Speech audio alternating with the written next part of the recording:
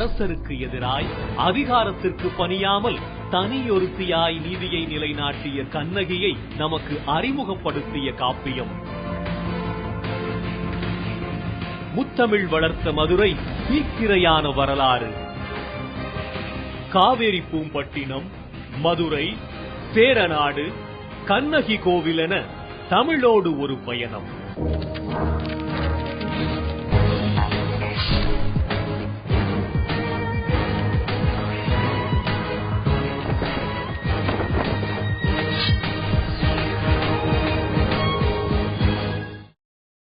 தந்தி TV நேயர்களான உங்க எல்லாரையுமே மீண்டும் மீண்டும் சந்திக்கிறதுல ரொம்பவும் மகிழ்ச்சி. ஒரு யாத்ரீகனா பொன்னியின் செல்வனோட பாதையில உங்க கூட பயணம் செஞ்சனா இப்ப மீண்டும் ஒரு புதிய பயணத்துல கை கோர்க்க போறேன். பாதைகள் செல்ல செல்ல பயணமும் விரிவடைஞ்சுகிட்டே போகுது. இதுக்கு நாம நன்றி சொல்லணும்னா அது நம்முடைய முன்னோர்களான இலக்கிய படைப்பாளிகளுக்கு தான். நம்முடைய தாய்மொழியான தமிழோட பெருமைகளை, சிறப்புகளை சொல்ல ஆரம்பிச்சா இந்த நாளும் பொழுதும் போதவே போதாது. இப்படிப்பட்ட அற்புதமான மொழி நாம படிக்கிறதுக்கும், ரசிக்கிறதுக்கும், சிந்திக்கிறதுக்கும், விவாதிக்கிறதுக்கும் அள்ள அள்ள குறையாத வாய்ப்புகளை தந்துகிட்டே இருக்கு.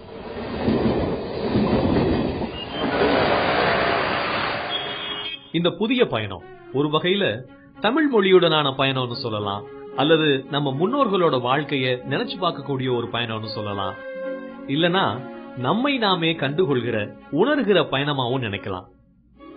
இந்த மாதிரி சொல்றதுக்கும், கேட்கறதுக்கும், பேசுறதுக்கும் நிறையவே வச்சிருக்கிற இந்த பயணத்தை குறிப்பா இந்த இடத்துல இருந்து நான் தொடங்குறதுக்கு ஒரு காரணம் இருக்கு.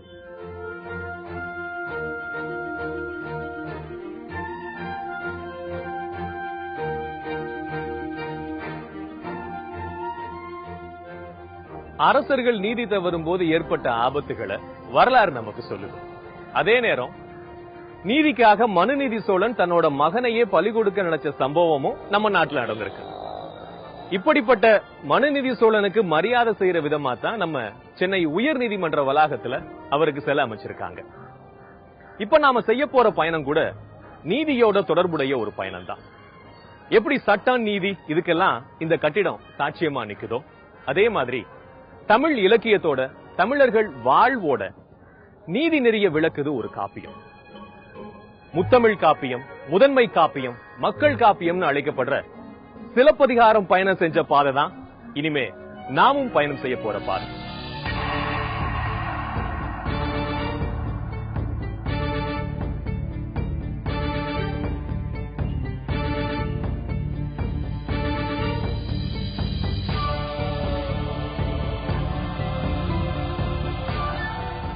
ஒவ்வொரு முறையும் இந்த மெரினா பீச்சுக்கு வரும்போது எனக்கு விசித்திரமான ஒரு எண்ணம் வரும்.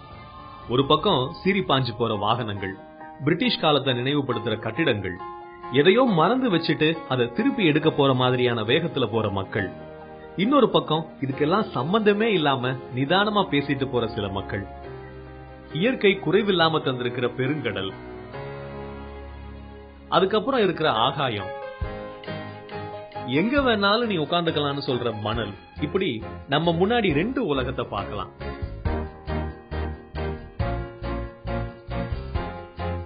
இந்த முரண்பாடான ரெண்டு உலகமும் இணையிற இடத்துல காலத்தோட சாட்சியா சிலர் நம்மள பாத்துட்டு இருக்காங்க. அவங்கள ஒருத்தர் தான் நாம போற பயணத்துல கூடவே வர போறவங்க. மாசரு பொன்னே வலம் பொறி முத்தே காசரு வீராயே கரும்பே தேனே.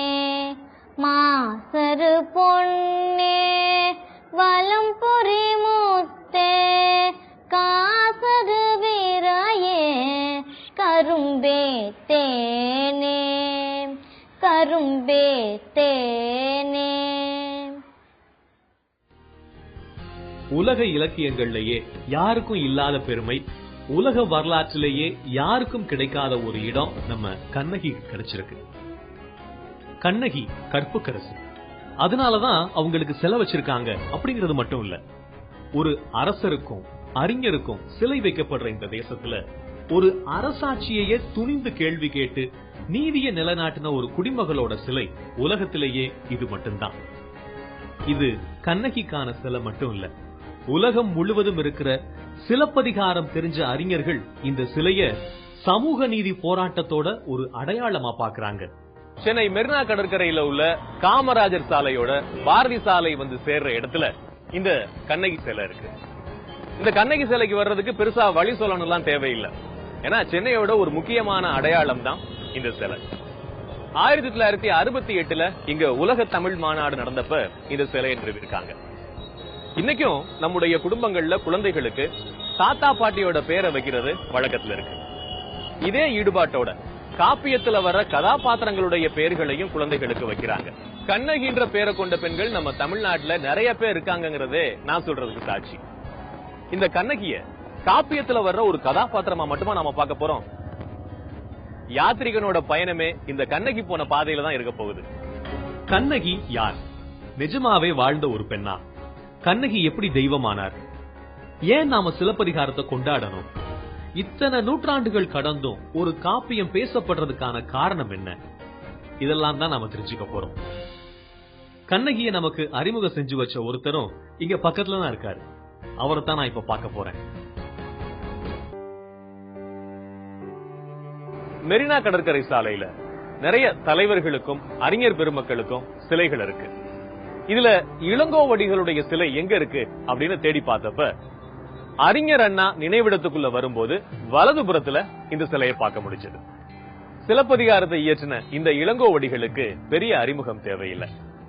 ஒரு மனிதனுடைய பெயர் காலம் கடந்தும் நீடிச்சு நிற்கும் போது அவர் மாமனிதராகிறார். அப்படி அழியா புகழ் பெற்றவர் தான் இந்த இளங்கோவடிகள். பல மொழி இலக்கியங்களையும் தேடி தேடி படிச்ச நம்முடைய மகாகவி பாரதியார், நான் பல மொழி புலவர்களை பத்தி தெரிஞ்சு வச்சிருக்கேன், அதுல நம்ம வள்ளுவனை போல கம்பரை போல இதோ இந்த இளங்கோவடிகளை போல எந்த நாட்டிலும் எந்த மொழியிலும் ஒரு புலவன் கூட பிறந்ததில்லை அப்படின்னு சொல்றார்.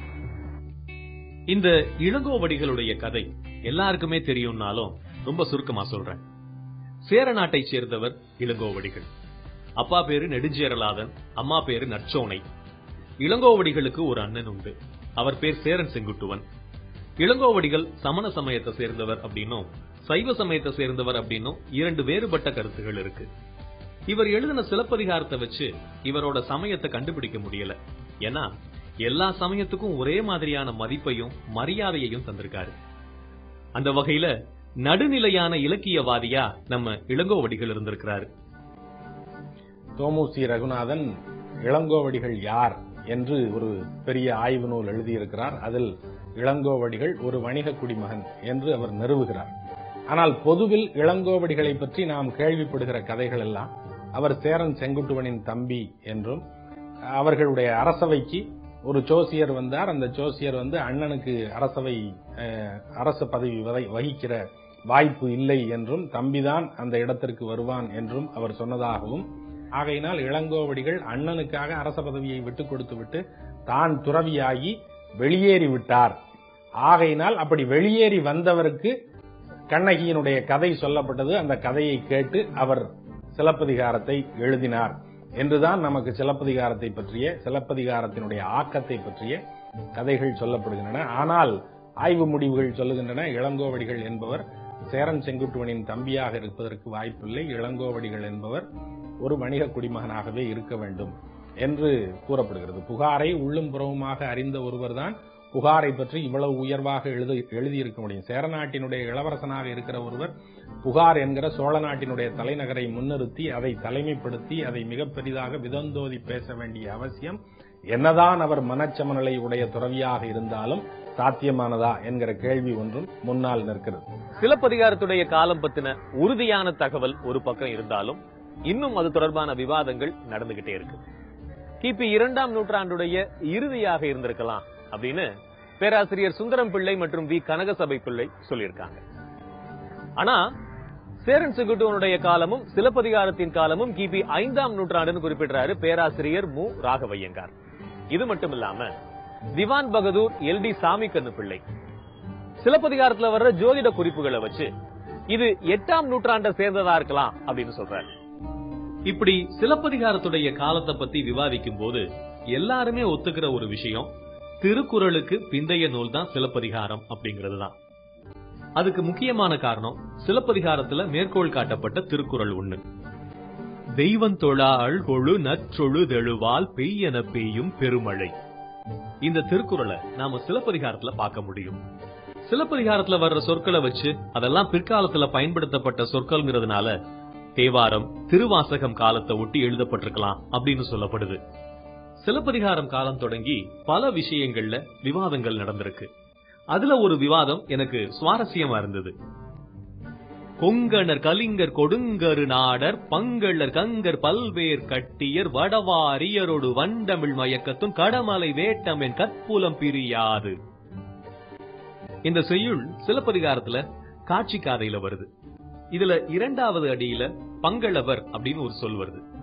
இந்த பங்களவர் அப்படிங்கிறது வங்காள மக்கள் தான் அப்படின்னு சிலர் கருத்து தெரிவிச்சாங்க. பங்களவர்னு சொல்லப்படுற வங்காள மக்கள் பத்தின செய்திகள் ரொம்ப பின்னாடி தான் கல்வெட்டுகள்லயும் சாசனத்திலையும் குறிப்பிடப்படுது. சிலப்பதிகாரத்துடைய காலம் 2ஆம் நூற்றாண்டு இல்ல அப்படின்னு பேராசிரியர்கள், ஆய்வாளர்கள் சிலர் கருத்து தெரிவிச்சிருந்தாங்க. ஆய்வாளர் மயிலை சீனி வேங்கடசாமி ஒரு கருத்தை வைக்கிறார்.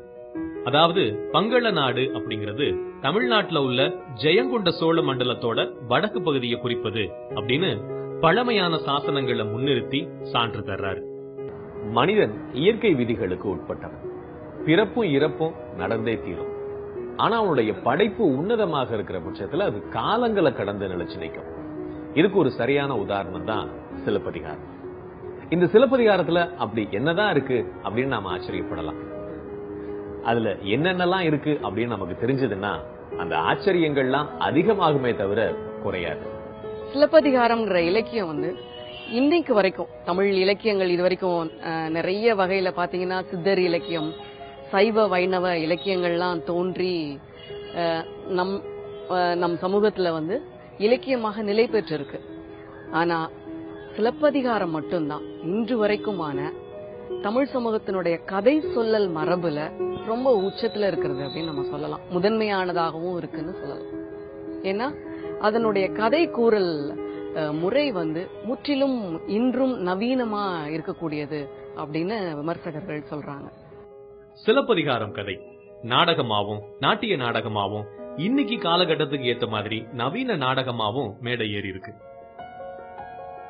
ஒரு படைப்பு தன்னோட காலத்தை தாண்டியும் சொல்றதுக்கான கருத்துக்களை வச்சிருந்தா அத இரவா படைப்புன்னு சொல்லுவாங்க.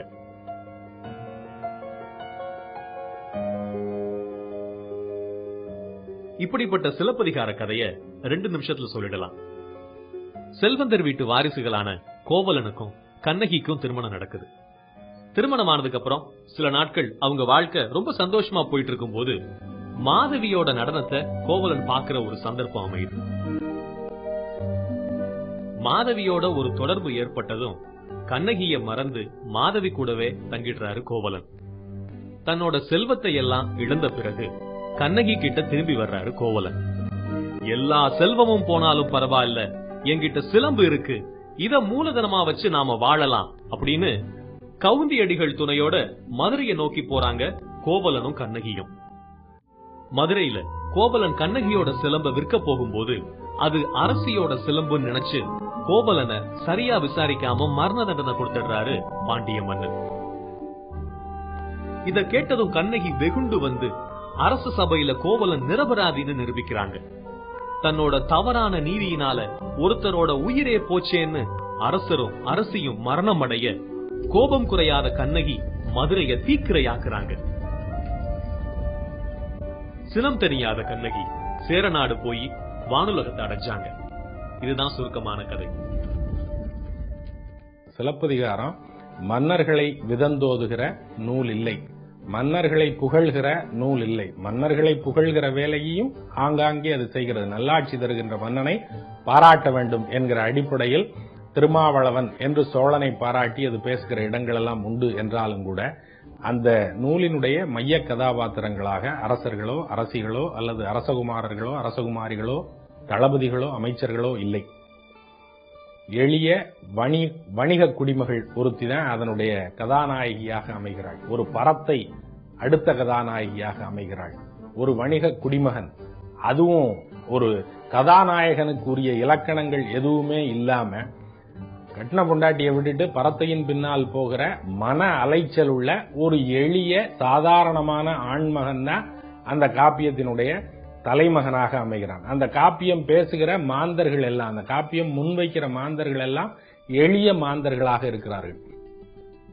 இத சொன்ன விதமும் வர்ணித்த அழகும் கதையோட போக்கும் தான் நெஞ்சை எள்ளும் சிலப்பதிகாரம் அப்படின்னு சொல்ல வச்சது.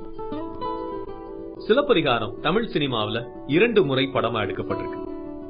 1942ல பி.யு. சின்னப்பா கோவலனா நடிக்க கண்ணாம்பா கண்ணகியா நடிச்சாங்க. என்.எஸ். சரோஜா மாதவியோட கதாபாத்திரத்தை ஏத்திருந்தாங்க. ஆர்.எஸ். மணி இயக்குன இந்த படம் அந்த காலத்துல பெரிய வெற்றி படமா அமைஞ்சது. அடுத்ததா ப. நீலகண்டன் இயக்குன பூம்புகார் திரைப்படம் 1964ல திரைக்கு வந்துச்சு. அந்த படத்துல கலைஞர் மு. கருணாநிதியோட வசனங்கள் இன்னைக்கு வரைக்கும் பிரபலமா இருக்கிறது நமக்கு தெரியும். இந்த படத்துல கோவலனா நடிச்சவர் எஸ்.எஸ். ராஜேந்திரன், கண்ணகியா நடிச்சது விஜயகுமாரி, மாதவியா நடிச்சவங்க ராஜஸ்ரீ, கவுந்தியடிகள் கதாபாத்திரத்தை ஏற்று நடிச்சவங்க கே.பி. சுந்தராம்பாள். தமிழ் திரைப்படங்கள்ல சிறந்த படங்களோட வரிசையில பூம்புகார் படத்துக்கு நிச்சயம் ஒரு இடம் உண்டு. கண்ணகியோட பெருமையையும் சிலப்பதிகார காட்சிகளையும் மக்களுக்கு பரவலா கொண்டு சேர்த்த படம் தான் இந்த பூம்புகார். இந்த நேரத்துல நாம இன்னொருத்தரை நன்றியோட நினைச்சு பார்க்கணும். ஓலைச்சுவடிகள்ல சிலப்பதிகாரத்தை படிச்சுட்டு இவ்வளவு அருமையான ஒரு காப்பியம் இப்படி சிதிலமடைஞ்சு போயிருக்கேன்னு பதைபதை படைஞ்சு இருக்கிற சுவடிகளை எல்லாம் ஒண்ணு திரட்டி தொகுப்பாக்குன ஊவே சாமிநாதையருக்கு தான் நாம நன்றி சொல்லணும். சிலப்பதிகாரத்தை முதன்முறையா பதிப்பு செஞ்ச தமிழ் தாத்தா ஊவே சாமிநாதையருக்கு சிலப்பதிகாரத்தை முதலா படிச்சப்ப ஏற்பட்ட சிலிர்ப்பையும், அதுல விடுபட்ட பக்கங்களை தேடி அவர் எந்தெந்த ஊருக்கு போனார் அப்படிங்கறதையும் அவருடைய சுயசரிதை புத்தகமான என் சரித்திரம் புத்தகத்துல படிக்கும் போது அவ்வளவு நெகிழ்ச்சியா இருந்தது. சிலப்பதிகாரத்தை படிச்ச எல்லாருமே சொல்றதும் நான் அனுபவிச்சதும் என்னன்னா அதோட விவரணை. இசை பற்றிய குறிப்புகளா இருந்தாலும், இயற்கையை பத்தி சொல்றதா இருந்தாலும், நடனத்தின் இலக்கணம் சொல்றதுலயும் நம்மள கதை களத்துக்கே அழைச்சிட்டு போறதுல சிலப்பதிகாரம் சிறப்பான இடத்தை தக்க வச்சிருக்கு. இது மட்டும் இல்லாம சிலப்பதிகாரத்தோட இன்னொரு சிறப்பு என்னன்னா இத ஒரு பயண காவியம்னு நாம சொல்ல முடியும். சிலப்பதிகாரம் எந்த வகையில எல்லா இலக்கியங்களிலிருந்தும் வேறுபட்டு தனித்து முதன்மையா இருக்கு அப்படின்னு பார்த்தோம்னா அது சொல்ற நீதி தான். நீங்க பார்த்தீங்கன்னா 2000 வருட தமிழ் வாழ்க்கையில இன்றும் அந்த இலக்கியத்தில் சொல்லப்படுற நீதிக்காக போராடும் பெண், நீதியின் பின்னால இருக்கிற அத்தனை கதாபாத்திரங்கள், அவர்கள் அதற்காக போராடுவது எல்லாமே இன்றைய நமது நூற்றாண்டுக்கும் ரொம்ப பொருந்துவதாக இருக்கிறது அப்படிங்கிறது தான். அது ஒரு முக்கியமான விஷயம். இன்னொரு முக்கியமான விஷயம், சிலப்பதிகாரத்துல சொல்லப்படுற கதை சொல்லல் முறை தொடக்கத்திலிருந்து முடிவு வரை எந்த வகையிலும் சுவாரஸ்யம் குன்றாமல், அதே சமயத்துல அதனுடைய வடிவம் ஒரு பாட்டுடை செய்யுள் வடிவத்துல தான் இருக்கு. அது மட்டுமில்லாமல் இயல், இசை எல்லாவற்றையும், நாடகம் எல்லாவற்றையும் அதனுடைய உட்கூறுகளோடு சேர்த்து அதை சொல்லியிருக்கார். அப்ப பாத்துக்கங்க, இளங்கோவடிகளுக்கு ஒரு இலக்கியம் எழுதுவதற்கு எம்மாதிரியான ஒரு பரந்துபட்ட அறிவு தேவைப்பட்டது அப்படிங்கிறது தெரியும். இது மட்டும் இல்ல, இலக்கியம் ஒரு பயண இலக்கியமாக இருக்கிறது. பூம்புகாரில் தொடங்கி அவர்கள் மதுரையை நோக்கி செல்கிற அந்த பயணம் முழுதும் அவங்க என்ன வகையான நிலக்காட்சிகள் எல்லாம் கடந்து செல்கிறார்கள், என்ன வகையான நாட்டுப்புற பாடல்கள், கலை வடிவங்களை அவங்க வழியில பாக்குறாங்க, என்ன மாதிரியான பழங்குடி மக்களை அவர்கள் சந்திக்கிறாங்க அப்படிங்கிற விஷயமும் ரொம்ப தெளிவா நுட்பமா விவரித்திருப்பார். ரொம்ப ஒரு அபூர்வமான ஒரு படைப்பிலக்கியமாக இருக்கிறது. சிலப்பதிகாரத்துல மொத்தம் 3 காண்டங்கள், 3மே ஊர்களின் பெயரை அடிப்படையாக கொண்டதுதான். புகார் காண்டம், மதுரை காண்டம், வஞ்சி காண்டம். சோழ, பாண்டிய, சேர மன்னர்களது நில அமைப்பு, ஆட்சி முறை, நாகரிகம், இப்படி எல்லாத்தையுமே அந்தந்த இடங்களுக்கே போய் நாம பார்க்க போறோம். சங்க இலக்கியத்துல ஒரே ஒரு பாடல்ல தான் சேர, சோழ, பாண்டிய மன்னர்களான மூவேந்தர்களும் ஒற்றுமையா இருந்தது குறித்தான பாடல் வருதுன்னு நான் கேள்விப்பட்டிருக்கேன். இளங்கோவடிகள் சேர நாட்டுல பிறந்தவர். ஆனா சோழ நாட்டையும் பாண்டிய நாட்டையும் குறைவில்லாம வாழ்த்துறாரு. புலி வில் கயல் அப்படின்னு ஒரு இடத்துல பாடுனா, இன்னொரு இடத்துல வில் புலி கயல் அப்படின்னும், மற்றொரு இடத்துல கயல் வில் புலி அப்படின்னும் சமமா பாடுறாரு இளங்கோ. காவிரி பூம்பட்டினம்னு அழைக்கப்பட்ட பூம்புகார் இன்னைக்கு எப்படி இருக்கு? சிலப்பதிகார காலத்துல அது எப்படி இருந்துச்சு, அன்னைக்கு அதுல சொல்லப்பட்ட விஷயங்கள் எல்லாம் இன்னமும் இருக்கா, இத பத்தி எல்லாம் தெரிஞ்சுக்கிறதுக்கு நீங்க எல்லாருமே ஆர்வமா இருப்பீங்கன்னு நினைக்கிறேன். ஒரு பயணத்தை தனியா அனுபவிக்கிறது ஒரு சுகம்னா, ஒத்த ரசனையுடைய நண்பர்களோட சேர்ந்து பயணப்படுறது இன்னும் சுகமான அனுபவம். அப்படிப்பட்ட ஒரு பயணத்துக்கு தான் நான் உங்களோட சேர்ந்து தயாராயிட்டு இருக்கேன். நம்மளோட பயணம் ஆரம்பிக்க போறது சோழ வளநாட்டுல.